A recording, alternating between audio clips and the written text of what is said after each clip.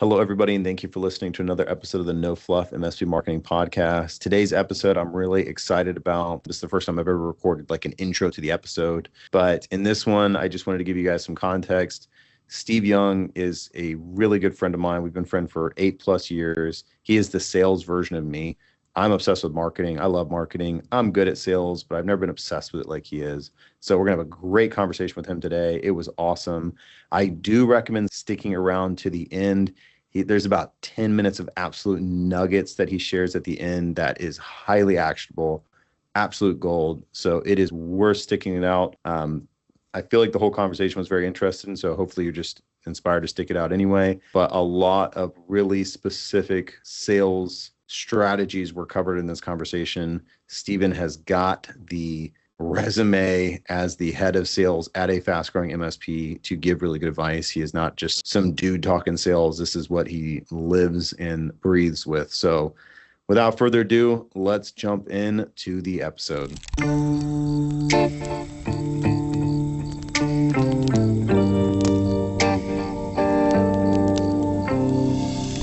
Thank you for listening to another episode of the No Fluff MSP Marketing Podcast. I'm your host, Tahir Hamed. I've got an incredible guest who's been with us many times, a really good friend of mine, Steven Young. Steven, appreciate you being here, man. Always a pleasure.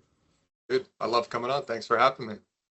I wanted to bring in Steve on. He's got some incredible stuff that's happening. He's been extremely helpful to our members. He's about to start coming on once a month to have his own series where he's going to be doing a sales workshop every month with members, which has been incredible because look, I'm a marketing guy. I've closed hundreds of thousands of dollars in monthly recurring revenue in MSP contracts and agency contracts over the last like 6-7 years.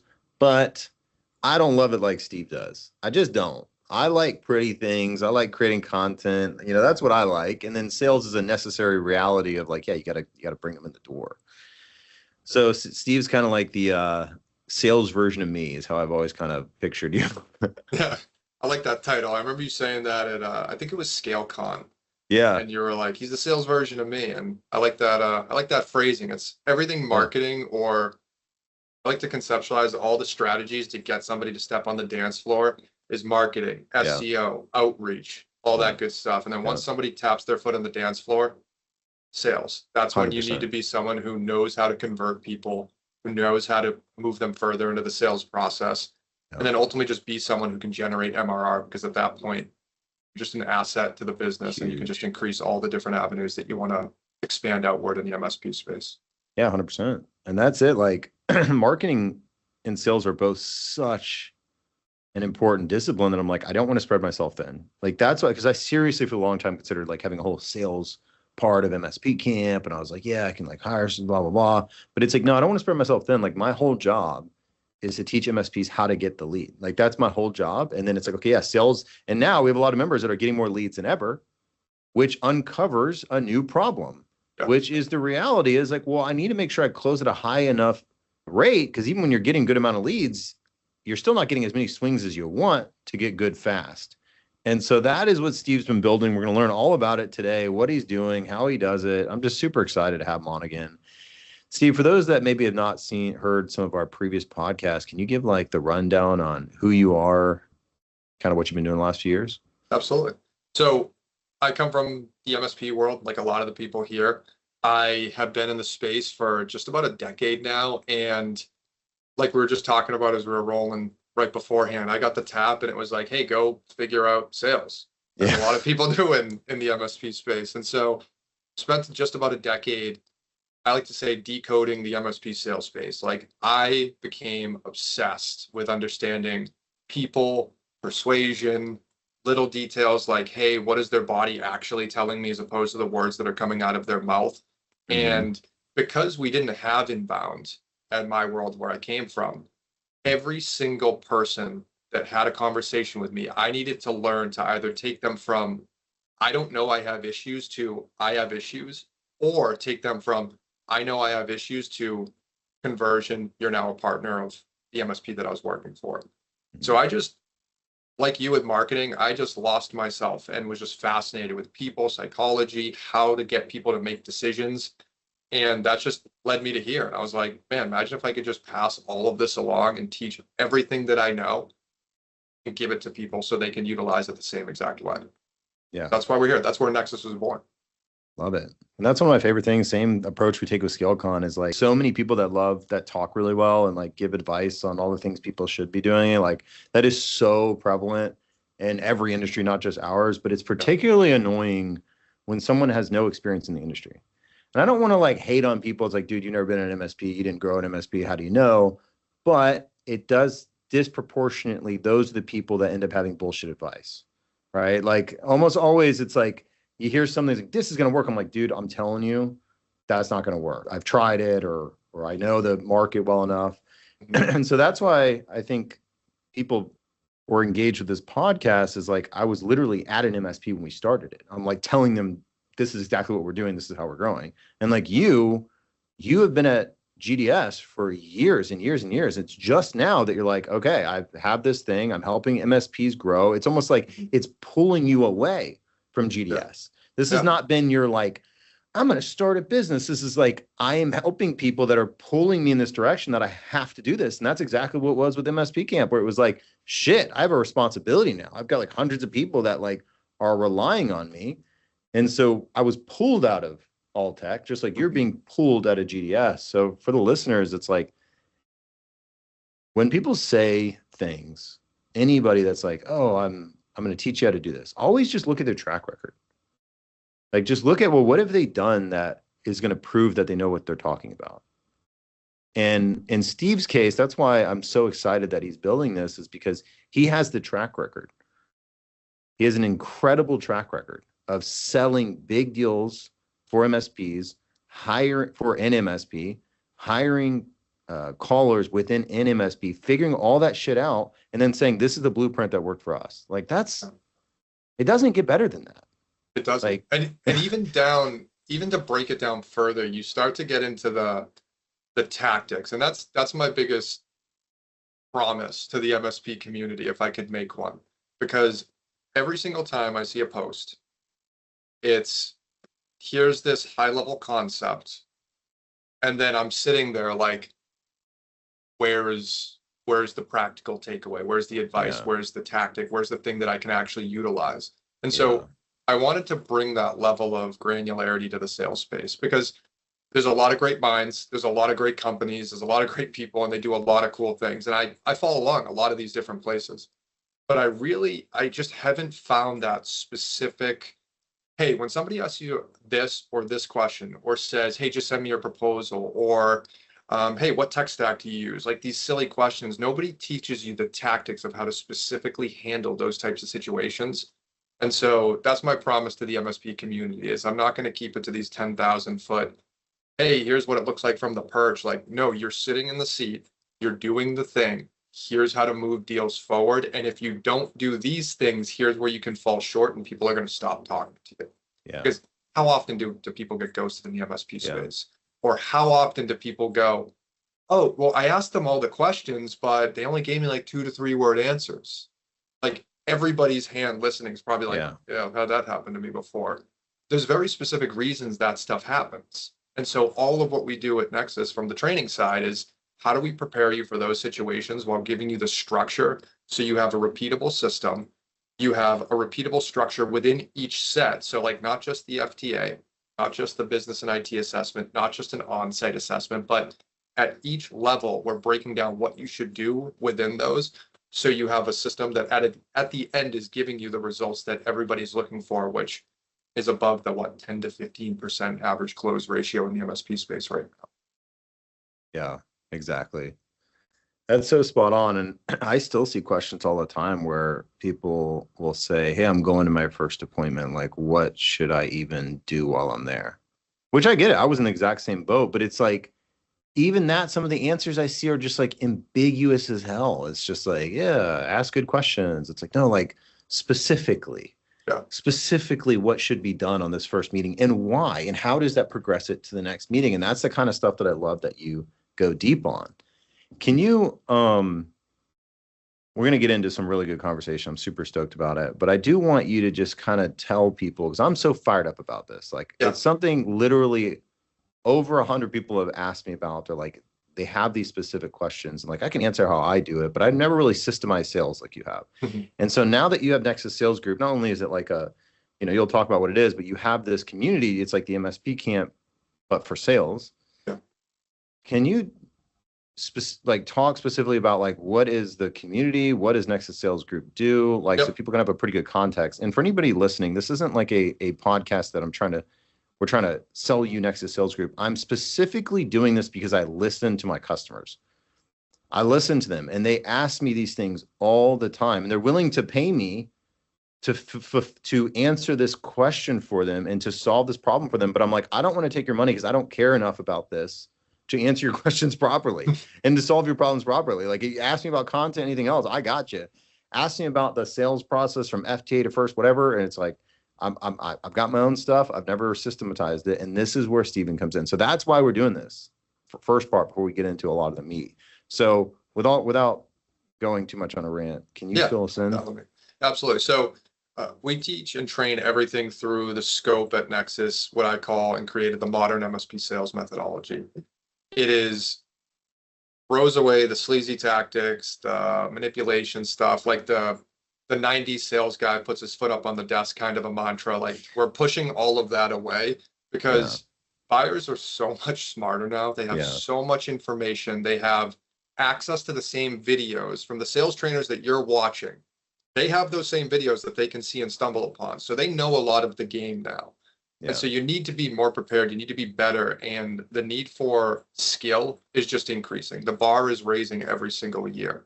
So we train on a system that roots itself in the modern buyer, doesn't just attack sales, but understand the buyer psychology side of things.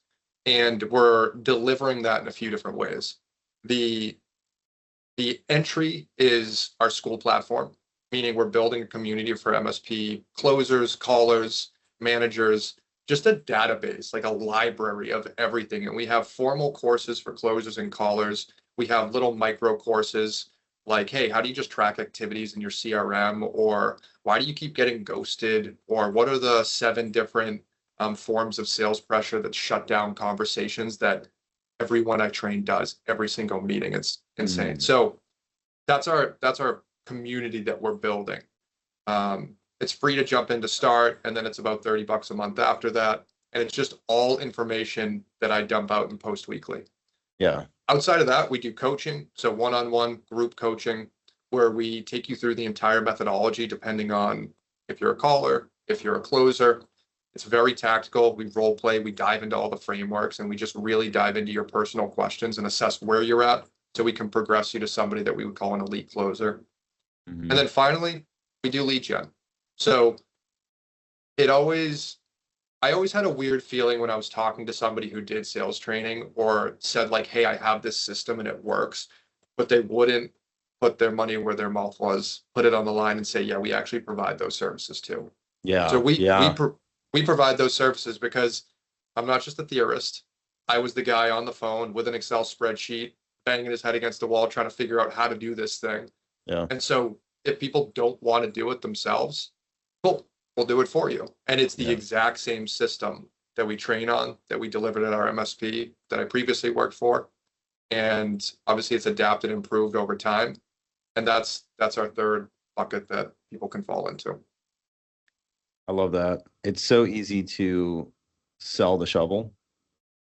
It's so easy to say, here's the shovel, go digging. Yeah. It is exceptionally more difficult to also say, we're also doing the thing that we're telling you to do, and we're doing it successfully. Yeah. That was the reason I started the agency too. I was like, you know what? There's some people that they think the information's good. They're just not going to do it. And it's like, look, I know what I'm doing. I have a great team. I'll continue to build the team. We'll do it for you. Yeah. And the agency is going extremely well. It's significantly more painful than selling the shovel, right? For sure. Because there's significantly more people involved. There's significantly more processes involved. There's significantly more clients involved. Like it's a lot more challenging, which is why a lot of people skip that, or they just don't really know what they're doing. So yeah, man, I love that. By the way, when I was saying that was amazing, incredible recap.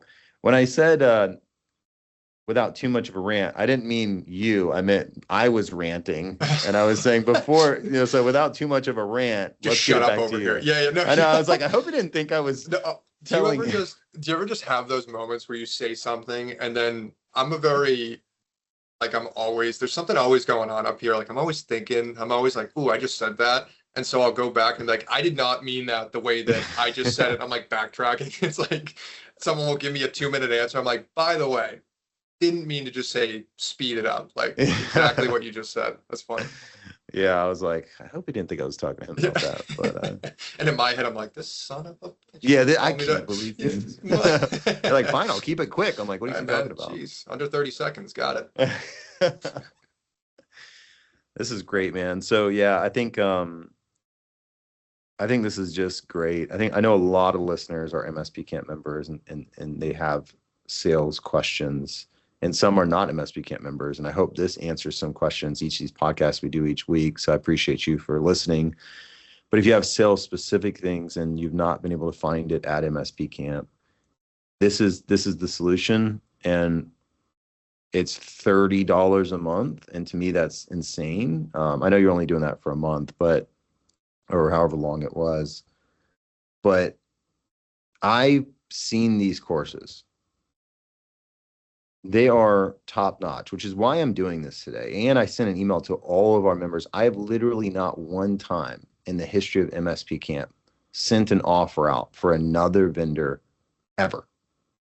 Appreciate that, man. Like, Thank you. I never have, because it's like, I'm always kind of like, well, if I refer somebody, it's like on me, Yeah. and Yeah. there's always that like uncertainty and doubt. So I've always shied away from it. But this is the one time where I was like, this is gold. And I know how many people it's going to help. And for $30, if it helps us close one additional deal a year, which it will, if we don't have the skills we need to do that, how much of an ROI does that bring? So I just think anybody listening, it's kind of a no-brainer. Like if you have a single sales question, start the trial, get the answer, stick around. You don't have to stick around. I mean, it's a free trial. Like MSP Camp's got a free trial too. Like I have people come in, grab a sales sheet and dip. I'm like, hey, I'm letting people come in and check it out. And some people just don't like it. And that's cool too. I don't want to lock anyone in to anything. So as we shift now, appreciate that overview, man. Yeah, absolutely. As we shift now, because you've been the head of sales at an MSP, fast growing MSP for a long time, large MSP. You have a team of callers and salespeople, et cetera. You now have clients that are MSPs that you're coaching. So can you give me kind of a lay of the land of what you're seeing specifically around MSP sales, cold calling, anything that you just find interesting that some people may have not known about, they don't have a pulse on? Sure. I will say I've actually backed myself out of the LinkedIn sphere, the I'm a guru sphere. So I really like to stay in my lane and develop the things that I know are going to work and continue to improve upon the system that I know will work. So I may not have as wide of an answer that you might be looking for as far as like what's out there and but I can tell you what's working from what we do. Perfect. A lot of what I'm seeing is that buyers are far more skeptical, they're far more hesitant. And that's why we see referral numbers just dropping off the face of the earth. We work in an industry where automatically people don't understand it.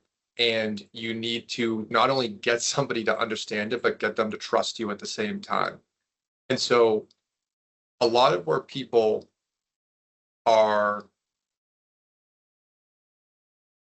I guess I would say, losing deals is because they lack the tactics, the strategy, or the know-how. And sales in and of itself is a skill set. Like I can't go market like you do.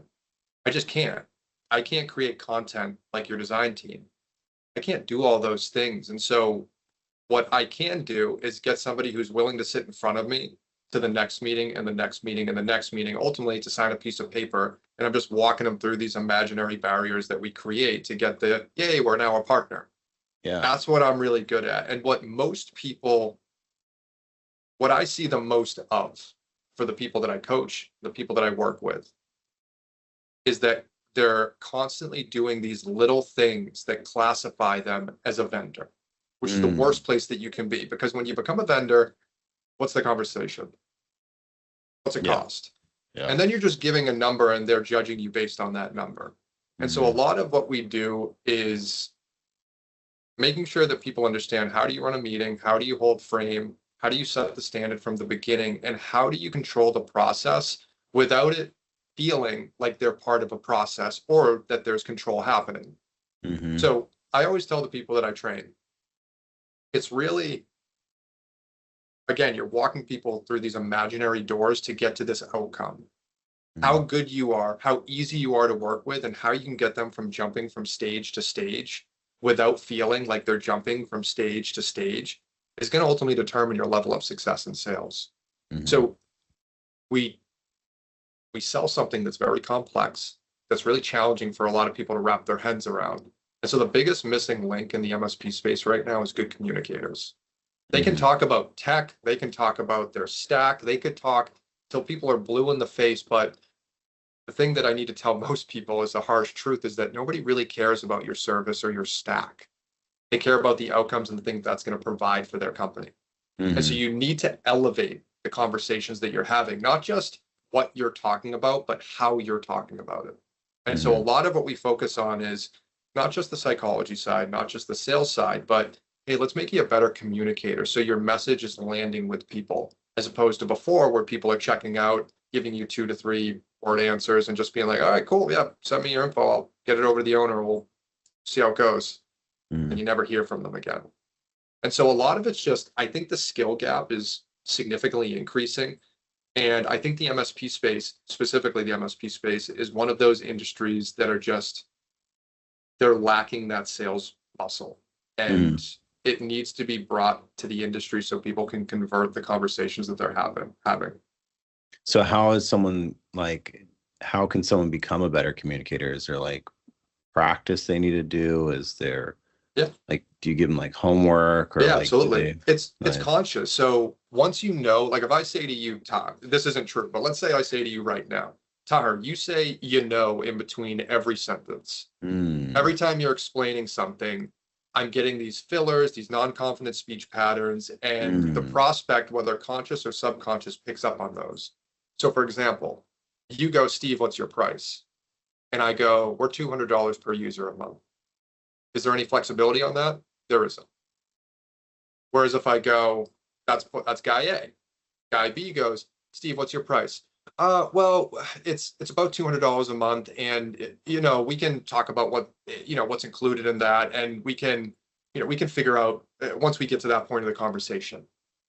Okay, so is it flexible? It's like, yeah, we can figure that out. Well, it's just once we get to that point, we can have that conversation. It's like, okay, who stood their ground and is like, okay, this is $200 a month, and who was very non-confident in the way that they gave the price. So now the prospect goes, I think I can get more out of this person. Yeah. So That's it's just learning of, you need to learn what to say and you need to learn what not to say. I tell people to do this all the time. I did it myself and it was the most cringy and uncomfortable thing, but record your meetings and go actually watch them. Yeah. For example, persuasive speakers typically communicate around 140 to 170 words per minute. When I tell people, I think it's TLDV, it's a note taker. It tracks words per minute. And when people start to look at they're like, I'm at like 240. And I'm like, yes, most people are above that 200 mark. When you speed up, the prospect's mind speeds up. Everything starts to go like, oh, where are we going with this? Sales pressure increases and they don't want to talk to you. Yeah. Whereas if you sit there, take your time, you actually think about a question before you answer. You pause, you don't fill it with, but you just sit there and think about what you're going to say. There's a lot of power to that. And then it takes you from someone who they just go as, all right, this is just a rambling vendor, to this person knows their stuff. They're very thoughtful. They're giving me good information. They're engaging, they're communicating properly. Like, it just brings all of this stuff together and it makes you someone who is consultative. So to answer your question in a well-rounded way, you got to learn what to say. You got to learn what not to say. And you just got to watch yourself back. You got to be a little bit retrospective. I love the watch yourself back point. That's one thing I've been trying to work on, is because like I know what I'm trying to say and I'm usually a relatively good communicator, but I have realized I don't pause enough. Hmm. And I was watching a training on it that really put it in perspective pretty well, which is like you're saying a lot and like you're up to speed with what you're saying. But the person listening needs time to process. Yes. Connect the And dots. yeah, and it's like I don't think I do a great job at that. So that's something I've been intentionally trying to work on my own communication, even with my wife Hmm. and my employees, because there's times where it's like, I know for a fact we just had this whole conversation. I spoke with them for 15 minutes and like there's multiple things that are not getting done. And like even had a road like what happened. And it's like, I think it's because I'm moving too fast. Yeah. Like I have so many different teams, I have so much going on. So I just try and like get the information out as fast as possible. And so pauses is something that I'm trying to work on myself. I don't like in the world of like Teams calling and not and whatnot. I always try and keep my note taker from coming to the meetings, but I've realized that's been a massive disadvantage to me because there's so many good conversations that I have on a weekly basis. And I've got about 25K in monthly recurring revenue in pipeline right now, and none of them have closed in 6 weeks. And this is the first time almost ever this has happened to me.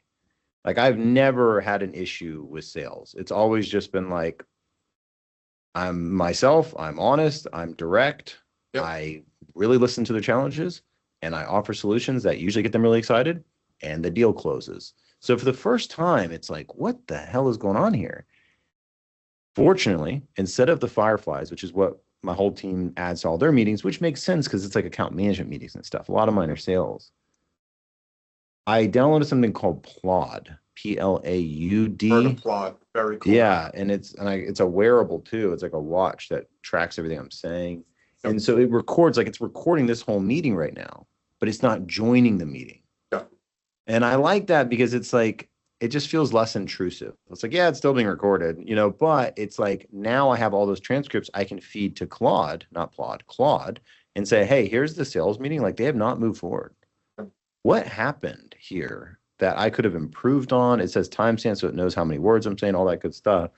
And I'm going to go through that exercise. Like you saying that that's helpful. I'm going to go through that exercise and just see if it can pick out some things where I may have not approached it well or whatever. So that's a really good tip on the communication point there. Yeah, it's there's a really cool study. I'd have to pull it to get the specifics, but there was average or below average closers fill silence within 3 seconds of presenting price. Elite closers wait 7+ seconds. But you said something that was, you couldn't have said it better. When a prospect goes silent after you just hit them with a question, we get very uncomfortable. And another non-confident speech pattern is going, so Tahir, do you like what you're currently doing with your MSP? But the reason I ask that is because you just cut off the thought process they were going through. And so it's these little tweaks. They could be sitting there like in their head, they're like, well, not really. I don't. And you're about to get the thing and you go, because. Totally. And you sever that tie. And so when there's silence, people are typically connecting the dots. And so don't rush in to fill that silence. Yeah. When you say, yeah, we're $10,000 a month.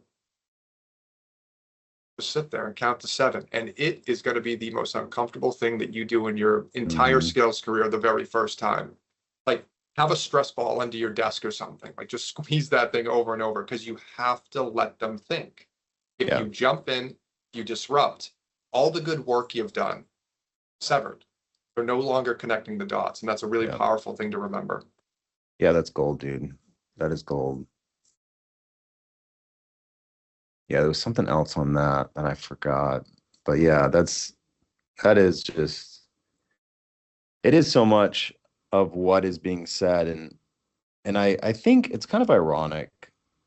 It's like having kids has made me better at sales. How so? Kids are so emotional, not necessarily in a bad way. They're emotional. Yeah. And so you have to be careful with how you're saying things. And you have to make sure you say it slow enough so they understand. Because I know when I rush into a statement, like they could get freaked out. or they could get angry because they think I'm trying to whatever. Or if they are heading in a certain direction, I have to explain to them in a way that's kind of a sales motion to get them bought into what I'm saying. But like they have to be bought into it, right? It can't be like what I want you're going to do, or they're like, screw you. It's a It fear has to be like, response. yeah, it's exactly. It's like, how do I get this little human bought in to the sale? Like we got to clean the house, little dude. So like, how are we going to do this? And, so it's just like, I kind of see it when I'm dealing with like a client that may have some concerns, or if I'm dealing with a prospect that doesn't quite know if they want to move forward or whatever. It's like, I give them time, like you mentioned, to answer fully. And sometimes I let them pause, or always I let them pause, and I'm looking at them. That's why this is so important. Like the video. Yeah. Like when people just do calls, it's even more challenging. But like if I can see that they're still thinking, it's like, I'm not going to interrupt that. Like it's like the old adage, never interrupt an enemy when they're about to make a mistake. It's like never interrupt a prospect when they're about to make the sale for you. Like they're about to give you the answer to the test. Like, I think that people think that sales is about always talking, and it's the exact opposite. It's being really precise with your words. A concise speaker is a great speaker. You can get something done with 5 words that takes somebody else 30 words. Just by logic, there's more that can get lost in translation with 30 words. So try to get yourself to the point where you don't have to go on these 5-minute rants like me and you are right now, but you can just sit there and go, okay, ask a concise question, sit in silence, and get the answer back. And you just said something that was really important. Another missing link. This is huge with MSP owners. Like, it's one of the biggest things that cut off sales processes. When they're sharing, and this reminded me because you said kids are emotional, prospects are emotional too, and every sale is emotional. Even if it comes to a logical conclusion, it has to filter through the emotional part of the brain first, and nobody's absent of that. Yeah. And so when you're talking with a prospect and they share something negative, don't just go, okay, and so when that happens, and just jump into the next question. Now, I joke around, and by no way am I a relationship expert, but I always joke around when people are coaching with me and I go, hey, when your wife, girlfriend, fiance comes to you and says, I have problem, they're not coming to you for a solution. They're coming for assurance of problem. Like, hey, I'm sorry you're having that problem. Come here, we'll make it better. I'm not just starting to diagnose with, oh, well, this is what you should do tomorrow, and here's what we should do. Yeah. I've tried that, and I'm sure every guy out there has tried that, and doesn't lead to a great relationship or a great conversation. Yeah. So sometimes just stopping and being like, oh, geez, I'm sorry you guys are going through that. That's got to be really frustrating. Yeah. Superpower, and nobody does it. And I talk to people all the time. Mostly guys are bad at this one. It's the acknowledgement of problems, acknowledgement of the emotion. People probe on pain so much, and it's important. But when you hear a prospect say something like, oh, I mean, it's so frustrating. Like, why is that so frustrating to you? Probe the emotion.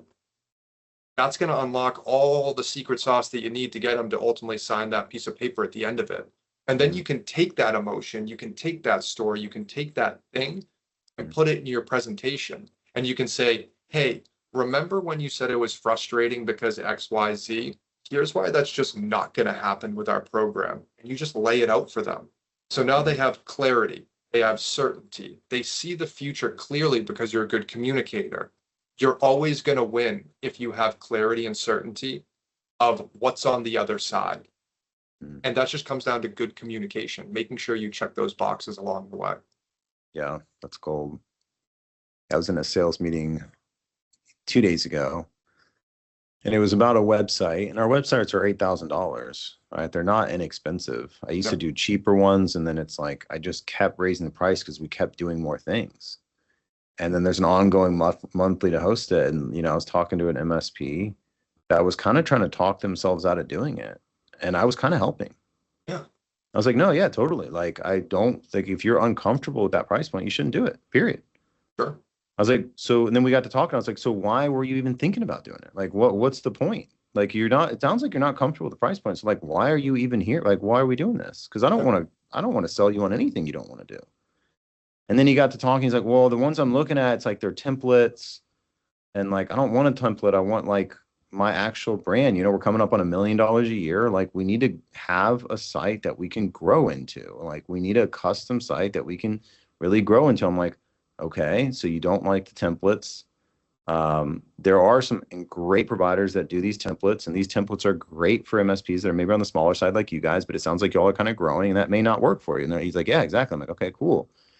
So then I was like, well, there's other options for other custom ones. Have you looked at some of those? And I'm like, yeah, I've looked at some of those and they still like look the same as all the others. I was like, okay, so they're probably charging a lot too, and they're custom, but they still look like the others.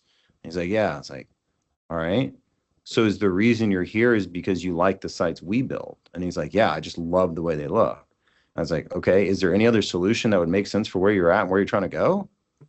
And I wasn't trying to sell him with that question. I was like, dude, like, you are a salesperson. You know the sequence like that right there. Yeah. You start with, hey, why are we here?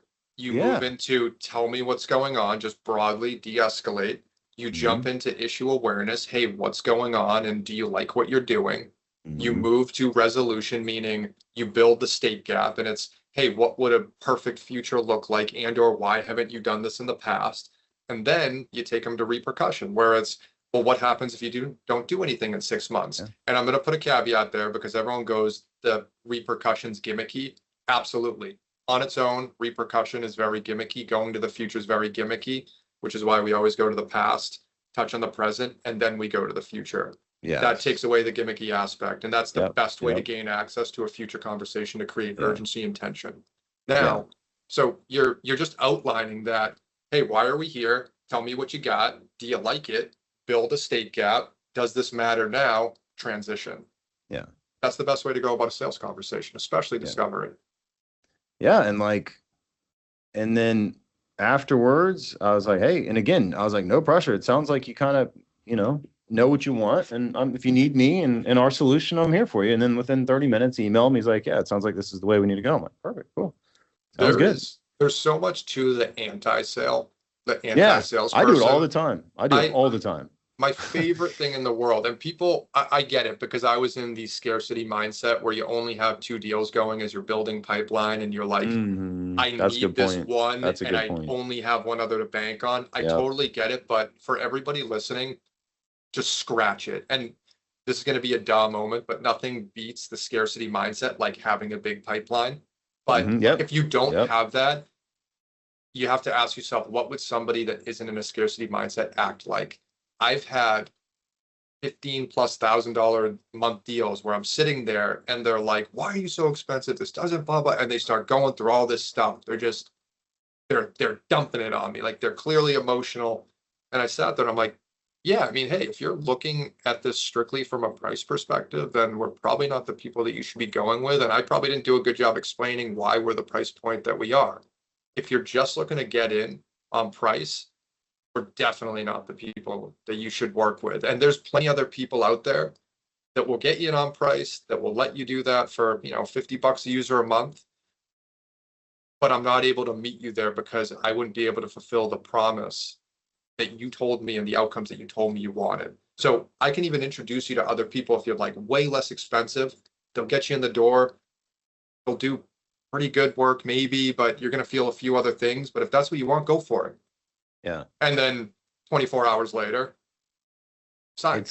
It's amazing psychologically what happened right there. It's like, if you're actually having a good conversation with a salesperson or a company or the owner of a company, whatever, and you hear them start saying, I'm going to introduce you to other people, you start getting worried. You start kind of getting like, no, I wasn't saying that. Like, I don't like, it's like, no, it's fine. Like, you start going like, no, I don't want to lose you, because especially when you have a good salesperson, it's like, most people are going to complain on price. It's kind of like where we kind of have to, just to see if we can get a better price. Right. Sure. But when we have someone we like, and we have a salesperson we like, and we have a company we like, it's like we just went through a lot of work and process with them, and they start saying, sounds like this may not be a fit, or sounds like I'm going to introduce you to someone else. If it was all good and the communication was good leading up to that, you do have this like clutch your pearls. Like, no, it's fine. Like you, and I then don't want like to you miss kind of don't out. want to bring it up again. Yeah, Yeah, like exactly. dude, the number of times, not on the sales side, but on the client side, where a client is being a jerk, and I call them and I like have a really tough conversation with them, and I give them the like basically I'm about to fire you conversation. Yeah. The number of times those people have buttoned all the way up after that conversation is insane. Yeah. Because they're like, no, I love you guys. I want to be with you guys. It's like a relationship. That person's Yeah. done with it and they're going to call you out and they're going to leave. And you're like, no. Yeah. It's because at the end of the day, it's like, it's true. It's like we have habits of complaining. We have habits of whatever. And if you just tell someone really directly like this, it's kind of not going to fly. Obviously in And sales, you got to be right more. right Yeah. there, it's kind of not going to fly. That's the non-confident speech pattern. Yeah. It's not kind of not going to fly. It's that's not going to fly. That's not going to fly. Yeah, and exactly. That's that elicitation in the prospect where they go, yeah, I'm not getting a dime out of this guy, and they stand by what they say. And Totally. you don't need these long word tracks to get them there. But less is more oftentimes. Yeah. Wow, you guys are $200. How do you feel about that price? We love it. Any room to go down on that? No. Or one of my favorites is like, because negotiations can be tense. And sometimes people are really putting it out there and they're nervous. Because if you've ever asked for a discount, maybe the heart rate gets up and you're like, oh man, what are they going to say? You can always break it with a little bit of comedic relief. So like a lot of times when people are like, oh, could you do it for less? I was like, I was thinking about doubling it and send it over. And they're like, I'm just kidding. No, I can't. Yeah. I can't meet you there. If I did that, I wouldn't be able to deliver on the promises, the outcomes, the things that I told you that I was going to do. Yeah. And now they hear that. And again, everything that we're talking about isn't a blanket statement and has to be delivered with tone, needs to be calm, neutral authority, conviction filled. Those things aren't there, not going to work. Yeah. So as long as all those things are in place and you just stand your ground, you plant your heels in the dirt, and you say, no, that's our price point. Any room to go lower? No. Yeah, that's gold. They're going to react a way that, although it's scary to do, it's going to be a conversation that typically goes well for you because people respect when people stand by the thing that they're building or creating. Yeah, and like it also, and if somebody's really fighting back on price that much and you don't win on price, it may not be your sales process. Like it might just be you had a bad prospect. And the way 100%. I look at it is like there's going to be people you jump on sales meetings with that like it does not matter what we say to them. They are a cheap customer. That's just a thing. And those people you just don't want to have around. Like I know where I'm at in my life and my career. I look for the expensive thing.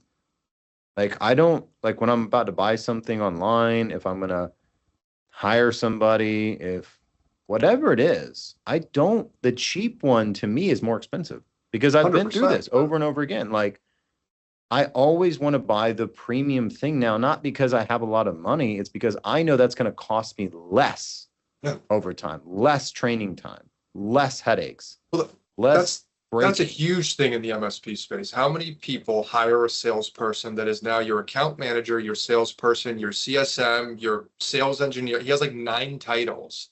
And you're like, why aren't you building pipeline? If your salesperson has another role outside, it typically doesn't work well. And then you're also paying them whatever you're paying them. And the MSP space is relatively notorious for lower end of payments at times. So you're now hiring this person with fragmented focus across 4 different roles, and you're wondering why he's not doing well. Whereas if you just hire a hunter that has the know-how, who understands the space, and you recruit someone, you pay him 6 figures, you're going to have somebody who knows what they're doing, as long as you're looking for the right things. But you may have to fire that person, then go hire another one and figure it out again. Yeah. And it might be a relatively expensive mistake in the short term, but once you get somebody who knows how to sell, that's just an asset to your company for as long as they're with you. So I'm completely with you. Spend the money on it. It's just going to pay dividends down the road. 100%. Love it, man. Anything else that you've been seeing? Any interesting tips that you want to share with the listeners on kind of things that are happening in your world and the MSP space and Yeah, I could give you a couple sales? tips. Yeah, I was doing a training yesterday with my team. Once a week, we just do an hour internal training. Just everybody there learning about sales, psychology, people, because again, communication trickles down to every aspect of your business. I want my CSMs communicating at a level that people are like, damn, it's awesome to work with them.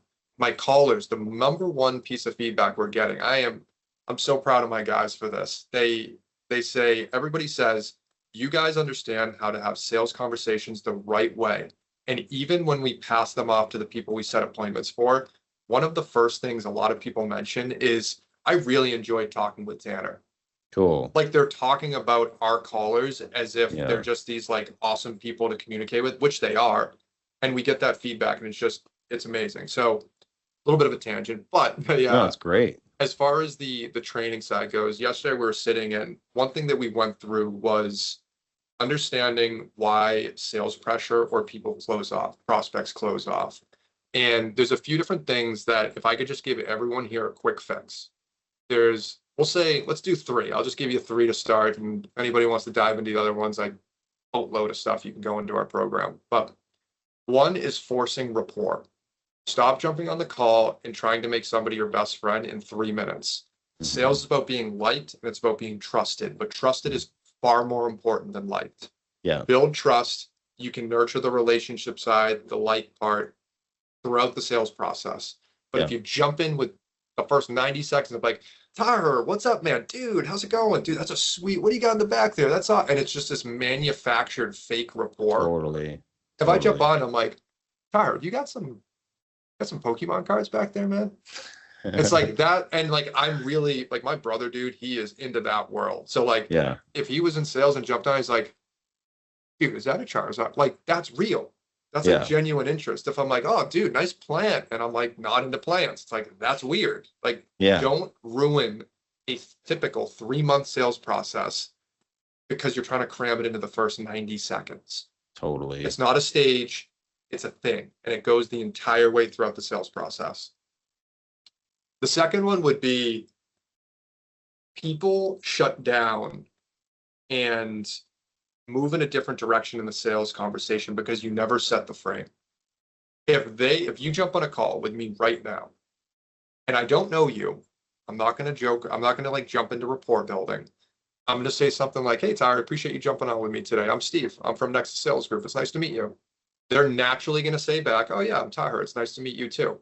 And then I go, hey, well, I know you spoke with caller name. You guys talked about a few things about IT.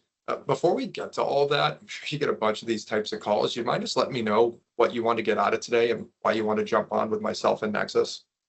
Love it. Boom. Yeah. Now it's my frame. I have it. If they jump on and go, yeah, Steve. So, and I just like, I'm kind of quiet, I'm tentative, and I'm like, oh, yeah, hey, how's it going? And they're like, hey, how's it going? It's like, good. And then you're kind of like, where do I go? Because you're not prepared. They go, Hmm. yeah, well, Steve, how about you just, talk to us a little bit about your company and, tell us you guys pricing and talk to us a little bit about, 100%. and now it's like, shit. Now they have the Totally. frame and now Totally. everything is perceived through their lens. That's Yeah. the worst thing that could happen in sales. So never let the buyer set the frame or just don't set the frame in general, meaning I should say, don't not set the frame. Probably Yeah. confusing the shit out of your listeners right now. No, this is So gold. set the Yeah. frame. Don't let the buyer set it. If they set it, I can almost guarantee your sales conversation is going to shut down. You're going to panic. You're going to send a proposal, information, and you're probably never going to hear from them again. Just how that Mhm. works. Yeah. The final one is that this isn't an interrogation. Questions equal control, and that's an extremely important concept. So when people ask me a question, I will ask them a question in response to their question because their question might not make a lot of sense to the desired outcome that they're looking to get to. An example, jump on a first-time call and somebody goes, well, just tell me your tech stack. That's not really important. And everybody at MSP knows like the tool stack, cool, it's important, but like the people and process behind the stack is what makes this thing work and is what makes you preventative, proactive, all the things that an MSP wants to be. So if I answer that question, everything now is being determined or judged through the lens of that question. another framing tactic. So if I go, ooh, Tahir, usually when somebody asks that, something's going on behind the scenes with some technology issues, or something just isn't working the way that they want it to work. Are you noticing that something just isn't functioning the way you want it to? Yeah, our email, just like we're not, and then bang. Yeah. Behind their questions, pain. And if Yeah. I answer the question, I was going to be judged on my answer, which is like, oh, we use Proofpoint and this and that, and it does this. And they're like, okay, cool. And then they glaze over and they stop listening.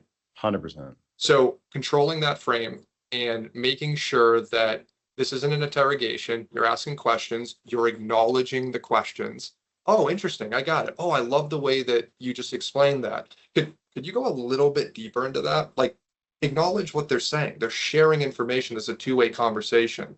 The better you get at those things, the deeper you're going to get into your conversation. So those would be my big three to help anybody, to set them off in the right direction. And if you just want to encapsulate that entire thing in a soundbite, if people know you're in sales and they know you want the sale, it's game over. You need high intent to help people with low attachment to the outcome of the process. And if you can embody that, you can be someone who wants to be in service of others, you want to help them, but at the other end, you have that push away that me and Tara were talking about, where it's like, yeah, but like, I don't need you. I don't need this. That is a persona, an archetype that's really challenging for people to understand, because sales is about getting deals across the line and everybody wants commission. I totally get that. But you need to put those to the back of your mind and be process oriented, so you don't get lost in, I want this. Because the second they know you want it, sales over, and they know you're a salesperson. Yeah. Bro, this last 10 minutes has just been absolute gold. I think I'm gonna clip this whole ending here. Send it to me, dude. I love it. Yeah, this is great. I love these chats, man. I'm excited to have you in the community more. It's gonna be gold. I'm excited that you've launched this thing. I know you've been working on it for the last year, literally almost a year at this point. Yeah, I mean, I remember, I know we got time coming up here, but I remember we were all sitting at Super Freako in Vegas, and we were sitting there like, dude, imagine if there was the other side of MSP camp that was sales. And it was just like one of those things. I'm sure we had a couple of glasses of wine and everything sounded like a good idea at the time. And then I came back to ScaleCon and we spoke again, and it's just been nonstop since then, even before then. But I remember it was funny how it just started with an idea, and then here we are and we're doing it. So it's dope. So that's you guys, awesome. I always say, everyone's like, hey, why'd you do this thing? I'm like, dude, I didn't even have the idea. Like, Tahir, the people that I worked with previously, like, you guys are the one that planted the seed. So awesome. all the work that went in, what you guys gave me the blueprint. So thank you guys. Yeah, man. Well, I'm super stoked for you. It's gonna be incredible, amazing, sometimes stressful adventure, but it is gonna be well worth it. And I know you're gonna help a lot of people. So I appreciate you, man. And for all the listeners, thanks for tuning in. I hope this was a great one. I'm sure you feel it was, and we will see you on the next one. Sweet. Right. Good stuff. Yeah, that was great. Sick. We always have great combos. I love them. Yeah. I'm going to do when you jump off, I'm going to do like I never do these, but in this one, I think it makes sense. I'm going to do like an intro to it. Like, hey, everyone, today we're going to be talking with Steven. These are some of the things we chatted about. Make sure to wait until the end because he covers blah, blah, blah. There's just nuggets on nuggets at the end. Yeah. That was... Yeah. So I'm going to try and do, I don't usually do those, but I think in this situation, it totally makes sense to kind of get people to stay the whole time. So cool, man. Well, that was gold. Well, yeah, that was sick. I hope I hope it helps a few people. That's the goal, right? So it will. I'm going to use, I guess, the link from your email to get it into the podcast. That way they can press on it and sign up. What do you? Well, I'm sorry. Like in the description of the podcast, I'll put a link to your school. Oh, cool. Sweet. Yeah, and dude, if you like actually chop up a lot of those, I'm trying to like get my content brain moving and like post stuff, like just fire everything. And if you give me like a little thumbnail, I can post it to school, I can post it to LinkedIn, I'll put it everywhere. So yeah, man. Have your content team. Fucking awesome, by the way, dude. I'm gonna do my Apex testimonial like right now too. Thanks. So I was literally just, I'm looking at my to-do list. So everything, I mean, they're amazing to work with. Like Thank you. Jen, Steve, they're fucking rock stars, dude. Appreciate you, bro. Now that we got Alec out of the way, I know we're real rock Yeah, stars. bummer, I'm dude. just kidding. Bummer. He was I liked him too. Like I didn't know that he's side of fine. him. He's Like fine. when you work with somebody or you just like you start to like notice the little ticks, and I'm Yeah. sure it was interesting to start seeing those uncover, and you're like, the mask is slipping a little bit there, Alex. Yeah. But Yeah, I mean, when you work with someone, it's like you're married to a bunch. You're married to everyone you work with because you see them as much as your spouse. And it's like, I'm okay with people having quirks. Like quirks is normal, but it can't impact my ability to succeed. You know what I'm saying? I don't I hate when people just like, oh, I like it's just like you're coming at me. It's like, no, dude, like I'm just giving you feedback and you are behaving incorrectly to that feedback. Yeah. And like we're just giving you feedback to make you better and you're getting defensive. It's like I'm coming from a good place. I'm trying to give you a better career path. Like I'm trying to help you. Yeah. And dude, it's always people. It's always people. It's a people problem. Like managing people is like the biggest, like that's the surprise I think of starting a business is the people. It is. And I've gotten to the point now where I just if somebody's not working out, I chop them. It's such a hard thing. I hate doing it every single time, but I also don't delay anymore. I just make those decisions as fast as possible. Yeah. Like I probably had to fire 10 people this year. And it sucks, but now I've got a core team that just keeps getting better and better because I keep retaining the best and then cutting. It's kind of like what we've done with SkillCon, right? Yeah. Like I keep cutting the speakers that aren't great, and like each year it should get better and better. So, yeah. But anyway, man. So true. Well, I know you're busy, so I'll let you jump back in. I'm gonna record this little intro, and then I'll get this thing posted not this Friday, but next Friday. So. Sweet, brother. Thanks for having me. And let me know about the fireside stuff. I don't know what the schedule is. Steven's working on it. It's going to be the first, we're going to do the first Fridays, I believe, if you're available, and it's going to start in August. So. Game. Let's do it. All right, bro. Appreciate you, man. Later, man. Talk soon. All right. See ya.